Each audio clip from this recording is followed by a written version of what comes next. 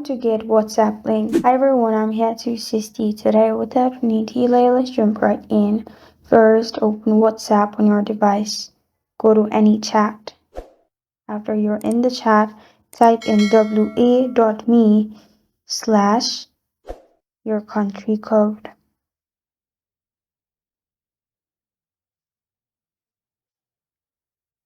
And with that, your number.